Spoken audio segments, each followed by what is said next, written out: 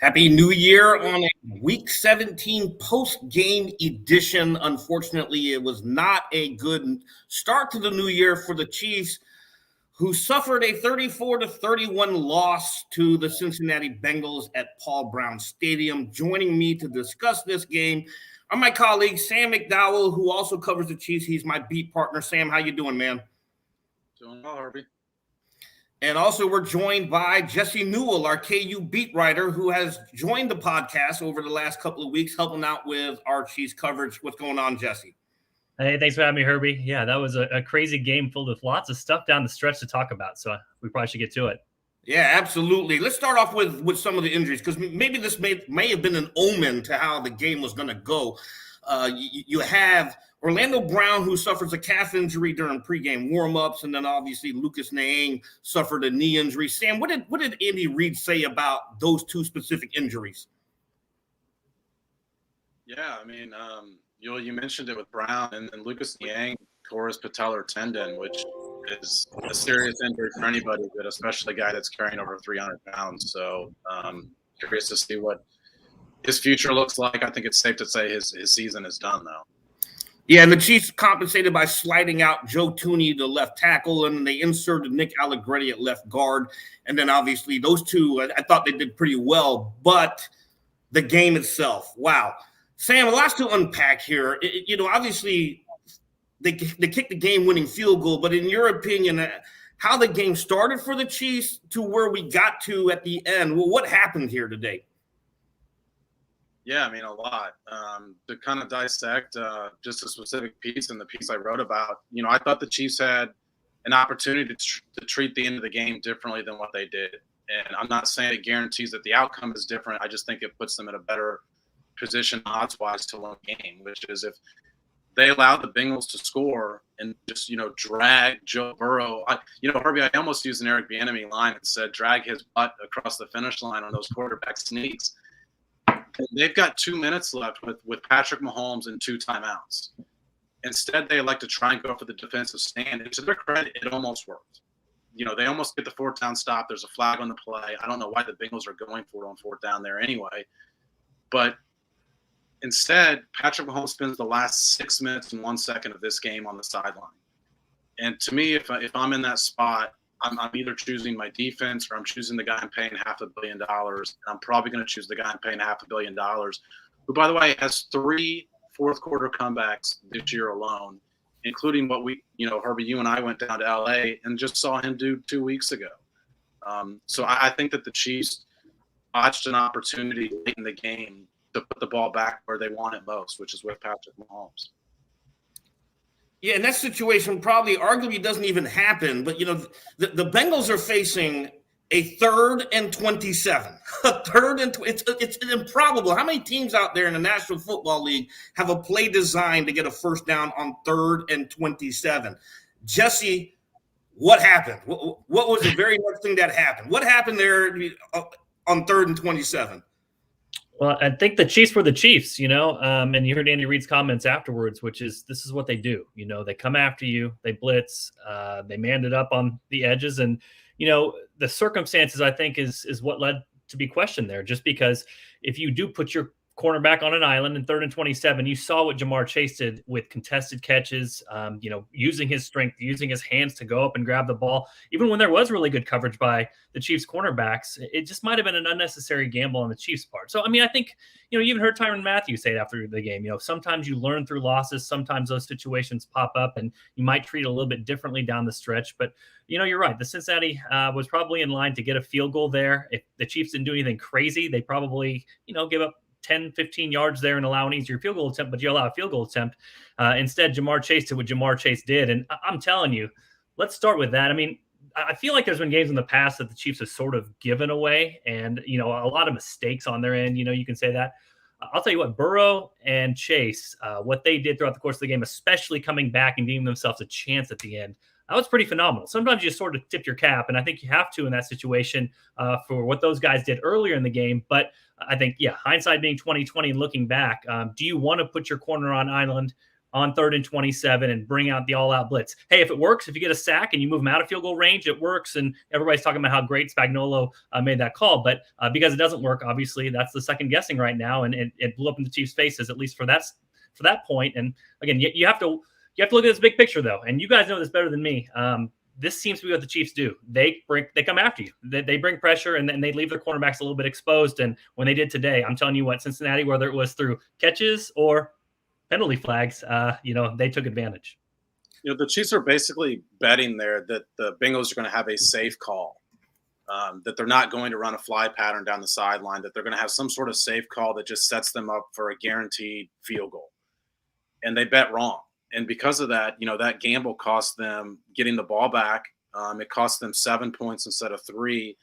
And, like Jesse said, Tyrann Mathieu mentioned it, but he said, I think everybody would like that one back. And he did specifically say players and coaches included.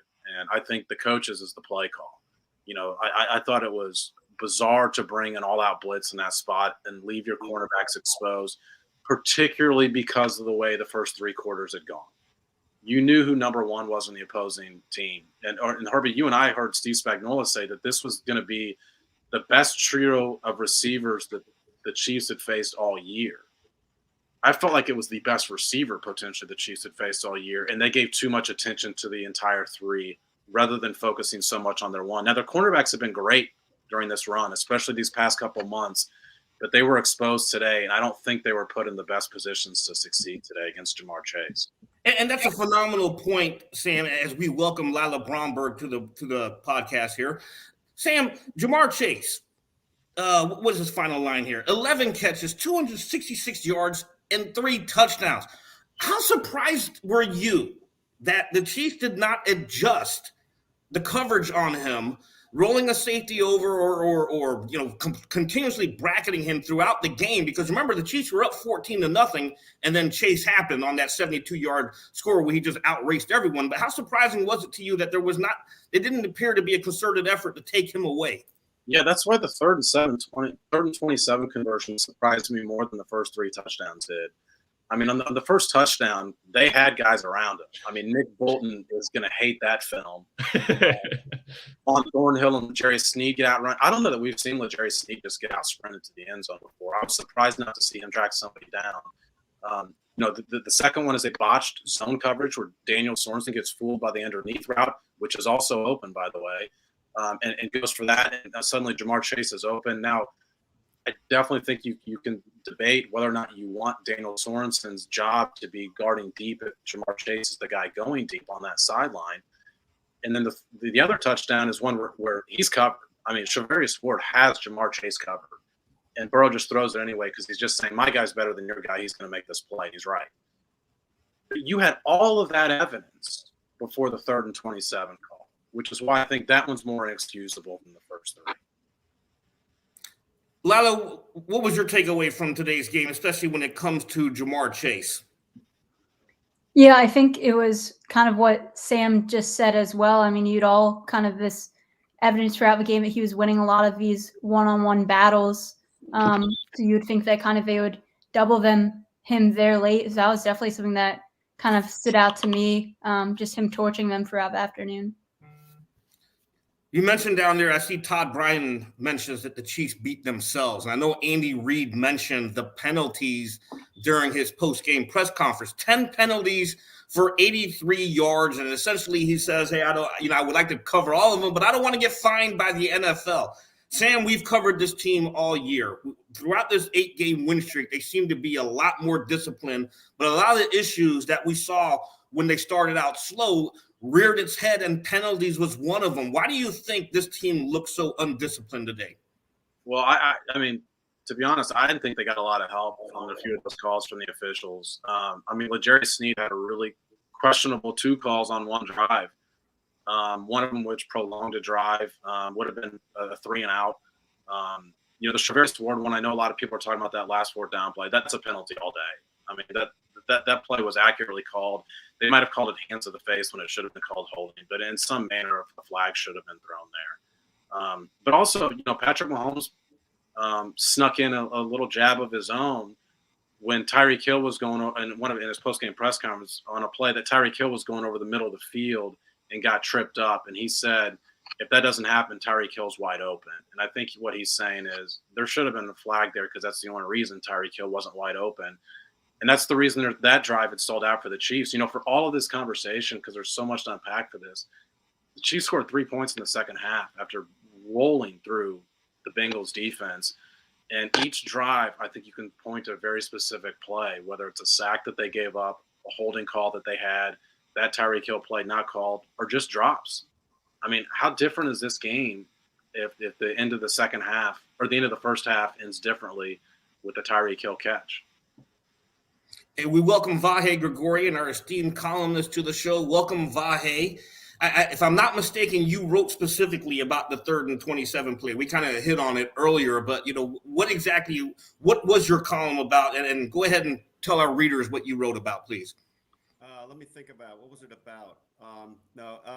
The point really to me was there were so many reasons they lost this game. And I felt the need to mention the L'Jarius Sneed phantom play as huge, just because it was emblematic of, I think, some bad calls along the way. There were 5-6 other reasons they lost the game, but to me, the most controllable and sort of most puzzling moment of the game was leaving Charvarius Ward alone with Chase on 3rd and 27. I just don't think the risk reward was enough to go zero blitz there the way they did, and it cost them. And it's not like they didn't see Chase dominating the game all game. In fact, you can make a case they spent the whole game not adjusting to that or doing something different to cut into that, because he was an irresistible force the entire game.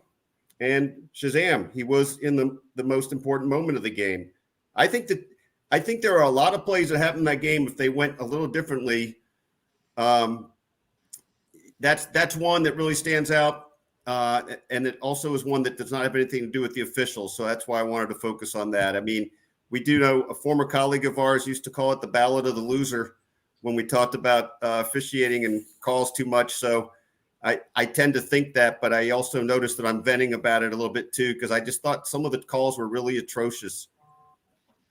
Which one really stands out to you the most, though, Vahe? Well, that pass interference, because it was so crucial, it was 3rd and 3 at the Bengals 21. And it was, I don't know, please disabuse me of this if anybody saw it differently, but it was, I think, the kind of contact you see all along, and it was before the ball was thrown. And I just thought after that, they had, I think, about a 35-yard pass 2 plays later. And then you just sort of felt the whole game change there. And if that just can't be a pass interference. Football games, as we all know, are games of momentum. And as the game progressed, the Chiefs had 2 14-point leads, obviously in the first half, and then in the second half. If you could put a finger on it, Jesse, when do you think the game started slipping away? Well, I mean, we keep repeating the same play over and over again, but I think that was a big play in the game, that pass interference call that happened. And that's why, you see complaining about it, but it's for real. I mean, listen, I cover a team that plays in Allen Fieldhouse. I get how this works. You know what I mean? That these sorts of things can start momentum. They can stop other teams' momentum, and they become big parts. And I do want to mention, too, we talk about these calls. There was a non-call, too. The 3rd and inches play with 2:10 left.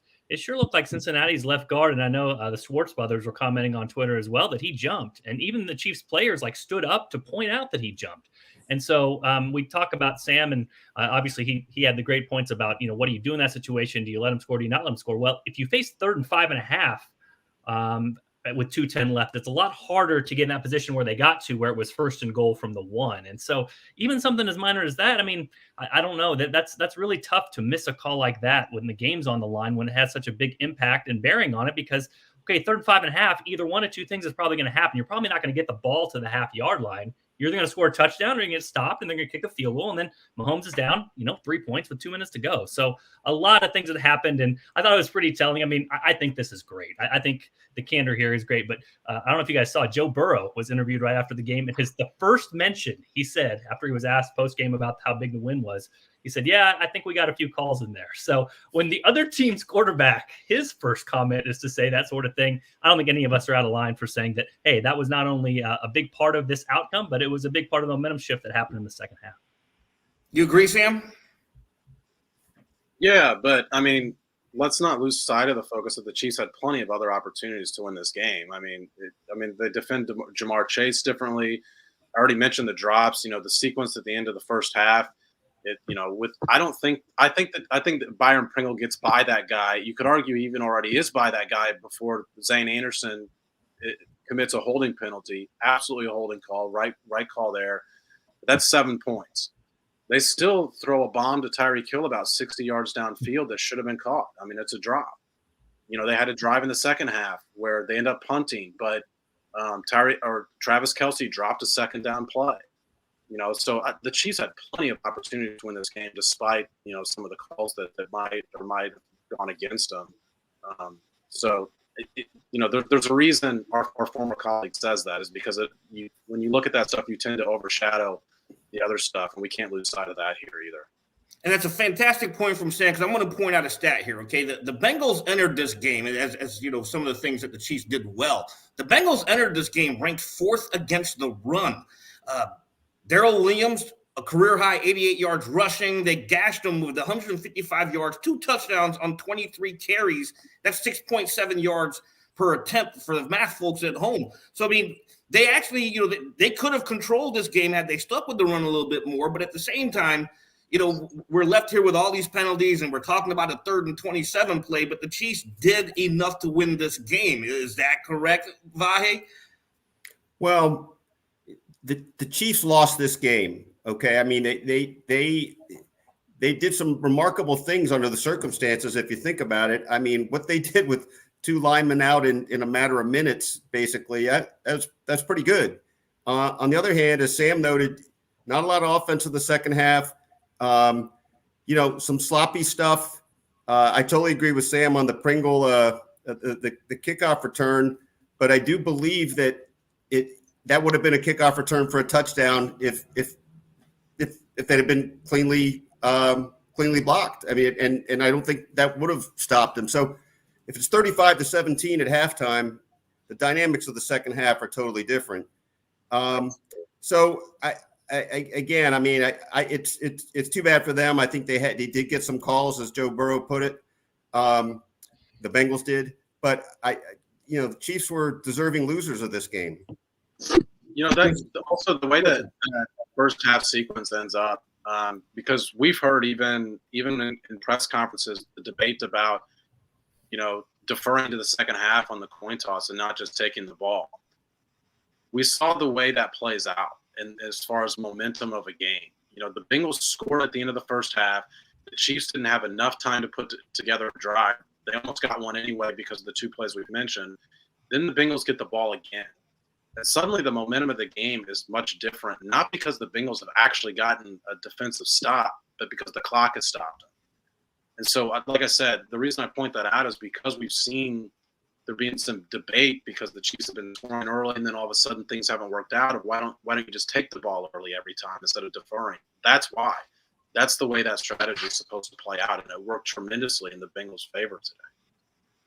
When you look at this game itself, there were a lot of things at stake. We knew that the Chiefs, with a win and the Titans loss, combined with the Titans loss, they would have the number 1 seed. The Bengals had a lot riding on this game because a win gives them the division in the AFC. Now, all of a sudden, with this loss and the Titans thumping of the Dolphins, now we're back to a tie for the AFC number 1 seed. And then there's a lot to ride on going into this final game, thanks in part because of the Chiefs' loss.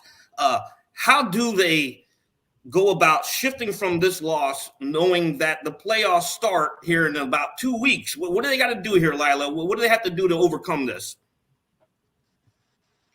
Yeah, I think, Tyrann Mathieu, said a lot of good stuff about just, how they need to respond and turn the page, and how he thought the reason they were able to kind of turn things around earlier in the season was trusting in the coaches, not, getting too caught up in what they didn't do, in that game, and kind of letting that be a hindrance. So I think that'll be big for them moving forward. But I think it's also just going to be interesting to see what happens with that game next week, because I believe Drew Lock was questionable to return.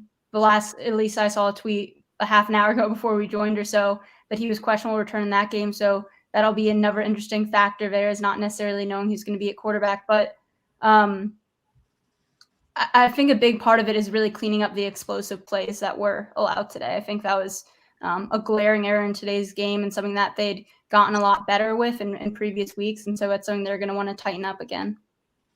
Hey, Herbie, let me chime in real quick and just say I'm counting on Sam McDowell and or Jesse Newell to be able to break down the tiebreaker if there's a 4-way or 5-way tie with teams at 11-6 at the end of next week. Well, I mean, if it's 11-6, both these teams would have to lose. But I almost feel like we need to remind everybody, including Tyrann Mathieu, apparently, that the Chiefs lost the number 1 seed today. Yeah. The Titans hold the tiebreaker over the Chiefs. I mean, the ramifications of this loss, could have serious consequences moving forward because the Titans travel and play the Texans next week. And, yeah, anything can happen in the NFL, but the Titans have one of the easiest games in the schedule that a team can have. And the Chiefs are going to Denver, and they no longer control what happens with the number 1 seed. That's up to the Titans. They need help. And this year more than ever, that's significant. They're going to likely be playing now on wild card weekend, which Patrick Mahomes has not done in his career. And by the way, if the Titans win through the playoffs, they're also going to have to travel in the playoffs, which Patrick Mahomes has not done in his career. So gigantic game today within the scope of what happened within today's game, but even bigger as far as the ramifications that it has on this team moving forward. Here's the crazy part of that scenario too, okay? Because the Chiefs are 11-5. The Bengals and Bills are 10-6. If there's somehow a tie there with the Bills and the Bengals, the Chiefs right now, who would lose the tiebreaker against the Titans, in theory, could drop all the way down to the 4 seed because the Bills and the Bengals hold the tiebreaker over Kansas City. So there was a lot that was riding on this game, and all of a sudden, that with this loss, holy smokes! Now you just turned it around, and as Sam points out, there is a real possibility that the Chiefs could be playing on wild card weekend. Are we concerned? Okay, do we look at this loss and say, oh boy, everything that this last 8-game winning streak, that they accomplished, now looks like we saw the Chiefs from the early part of the season?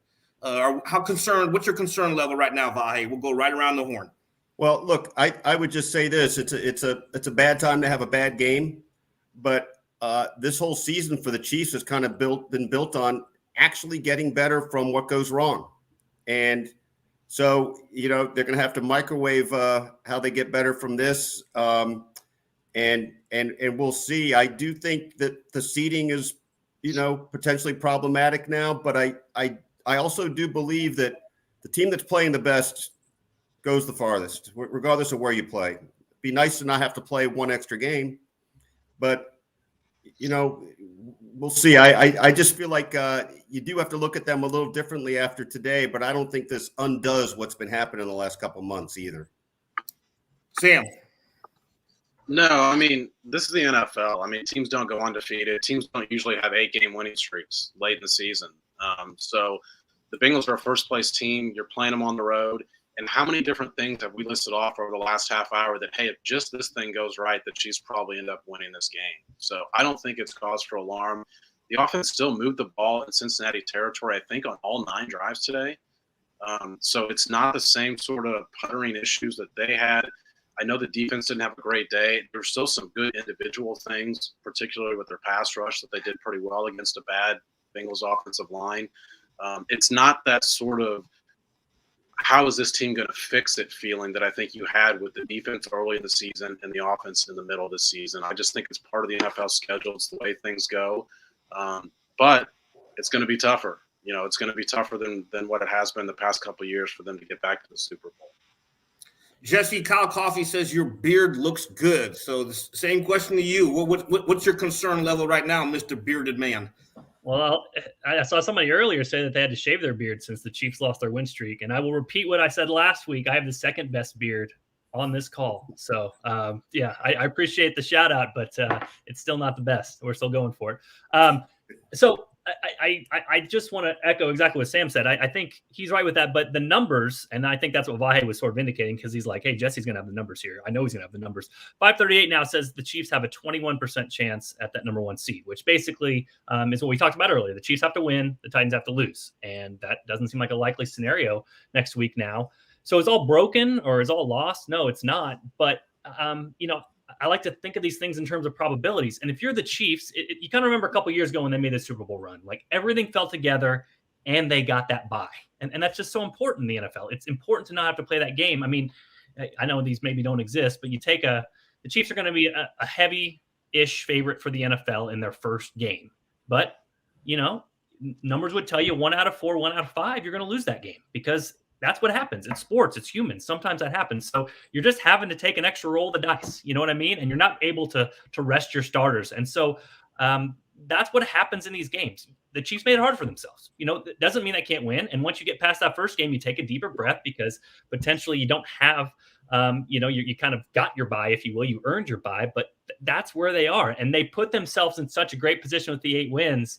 Now it's just a little bit of a shame, because to be honest, the 2 seed through the 4 seed, I mean, you get more home games, all that stuff, but the big jump is the 2 seed to the 1 seed. And the Chiefs had that in their sights. They controlled their own destiny, and today they couldn't get it done for a lot of different reasons that we already talked about.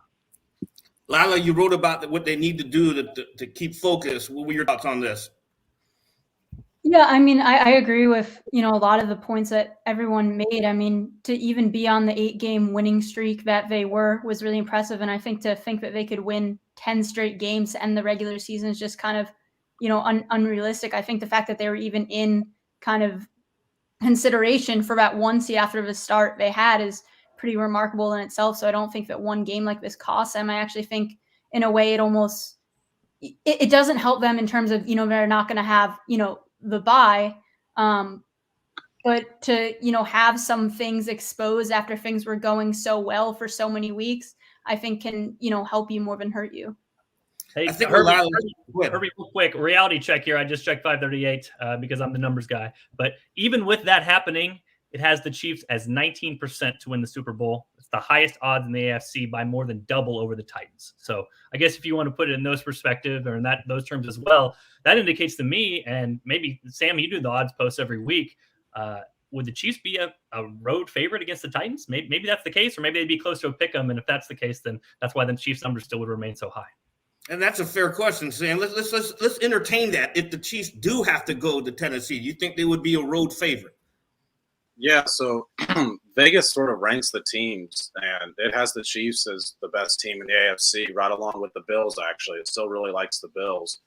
The Titans have some weaknesses that, for whatever reason, the worst teams in the NFL have been able to expose out of the Titans, but some of the best teams have not. So they're one of the more difficult teams, I think, for the sports books to figure out this year. And I personally don't think the Titans are going to be hosting the AFC Championship game. So I don't think this game just cost the Chiefs home field advantage. It did cost them playing in the first round potentially, though. And so to me, that's the big key here. 2 years ago when they made the Super Bowl run, they were only a 2 seed. People forget that because they played the AFC Championship at home. The Titans ended up coming through Arrowhead because of the upset against Baltimore. I still think that sort of scenario could play out. The Chiefs could host an AFC Championship. But you look at this AFC field, it's considerably more deep than what it has been the past couple of years. And that first-round game, you end up facing a team like the Colts or the Chargers, who I think are kind of in a win-and-in scenario next week against the Raiders. Those two teams would not be easy first-round games in rounds that, by the way, you've been at home watching games the past 2 years. I think if the Chiefs end up facing the Bengals again in the postseason, would it be safe to say, Vahe, that they are not going to have single press man coverage on Jamar Chase should they bump into each other again? Let's just say, let's hope that that's not the case, because that would say a lot more about whatever issues we thought were exposed today than having it happen today the way it did.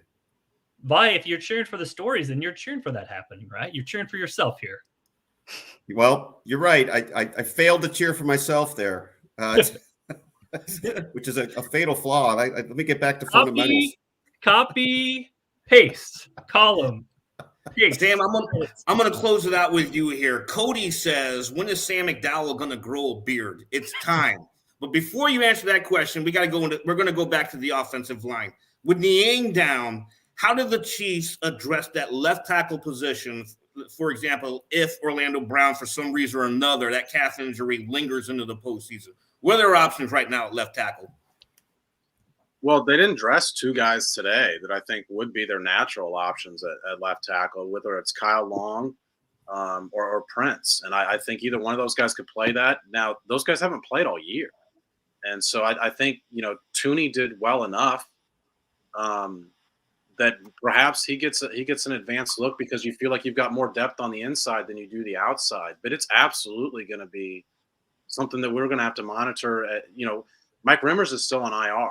And we haven't heard an update on Mike Rimmers for a while, and it's sort of becoming a little bit reminiscent of this Mitchell Schwartz scenario from last year, to where he just never, the back had never improved for Mitchell Schwartz. And I'm wondering if Rimmers is kind of going through something similar. But if there's any way possible he can play, they're going to have to try and push him back for the postseason because, they're down to third string left tackle and third string right tackle right now. By the way, we don't know how severe Orlando Brown's injury is. This could be a moot point. They could be going with Andrew Wiley and Orlando Brown, the guys that have been carrying him during this win streak. But we still don't have an indication of how serious that injury is that he suffered in warm-ups today. Vahe, go for it. I just want to note that one time Sam McDowell and Blair Kirchhoff and I were at the office. We said goodbye to Sam McDowell, and Blair Kirchhoff and I went to eat lunch at the Brick. And then a bearded Sam McDowell walked in, which I knew to be Sam's twin brother, Evan. But at that point, Blair Kirchhoff did not know Sam had a twin brother. It was a great moment. A great moment in star history. You know what? And, on that note, this Chiefs team is something that we didn't know existed after this 8-game winning streak, but they did rear its head.